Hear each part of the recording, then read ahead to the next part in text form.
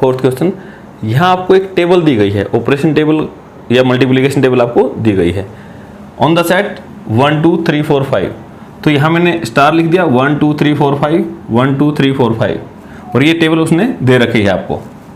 और आपसे पूछा है कि 2 स्टार 3 स्टार 4 या 2 स्टार 3 स्टार 4, इस टेबल के अकॉर्डिंग आप इसको निकाल के देखो।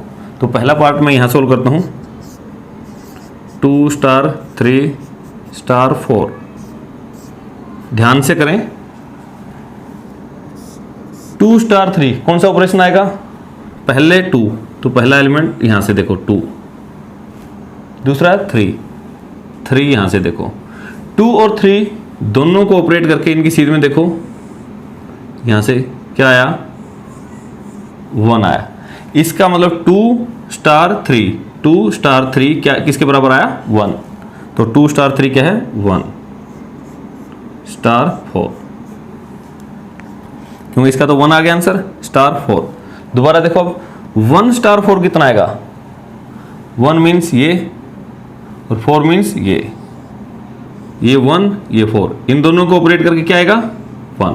तो इसका आंसर क्या आएगा, 1। टेबल में देखना आपको। अब पूछा था आपसे इसी में 2 स्टार 3 स्टार 4, 2 स्टार 3 स्टार 4, यहां से 3 देखिए, वहां से 4, 3 और 4 दोनों की सीध में क्या आया, 1, तो ये आ गया 1। Okay, now we have to check 2 star 1, पहले 2 है तो पहले 2 तो यहां से देखेंगे कॉलम से, 2 स्टार 1 यहां से, 2 और 1 की सीध में क्या है, 1, तो दोनों क्या है, ये भी 1 ये भी 1। दोनों बराबर आने से ये एसोसिएटिव नहीं कहलाएगा।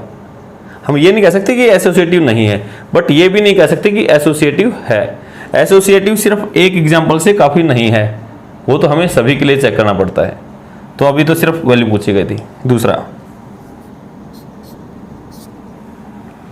टेबल देख के आपको बताना है क्या ये कम्यूटेटिव है या नहीं, जैसा आप मैट्रिक्स में करते थे। सिर्फ दिमाग में यहाँ पे आप कीजिए। पहली ये तो स्टेटमेंट ही थी, आपको दिया गया था, या आप यहाँ से भी याद रख सकते हैं, ट्रांसपोज कर ले मन मन में। या पहली रो देखो 1 2 3 4 5, पहला कॉलम देखो 1 2 3 4 5, दूसरी रो देखो सभी 1 है, यहाँ दूसरा कॉलम देखो सभी 1 है, तीसरी रो, यहाँ तीसरी रो सेम है सभी element, fourth row fourth column, fifth row fifth column. That means पहली रो पहली कॉलम के बराबर, दूसरी रो दूसरे कॉलम के बराबर, तीसरी रो तीसरे कॉलम, और सभी के सभी अगर ऐसे बराबर हैं तो ऐसे वो कम्यूटेटिव है। क्लियरली स्टार इज कम्यूटेटिव, यहां तो है, क्यों है मैंने बताया है। ऐसे ये आप इसको मैट्रिक्स समझें और ट्रांसपोज करके देखें, बराबर ही आएगा। पहली रो पहले कॉलम के, दूसरी रो दूसरे कॉलम के, अगर बराबर हैं तो ये कम्यूटेटिव है। तो यहां तो सभी के सभी बराबर हैं, चेक करके देख लो, तो कम्यूटेटिव। थर्ड पार्ट 2 स्टार 3, यहां से 2 और यहां से 3, 2 और 3 का क्या आएगा 1 स्टार। 4 स्टार 5, यहां से 4 और यहां से 5, 4 और 5 दोनों का क्या बनेगा 1, तो क्या आ गया 1 स्टार 1।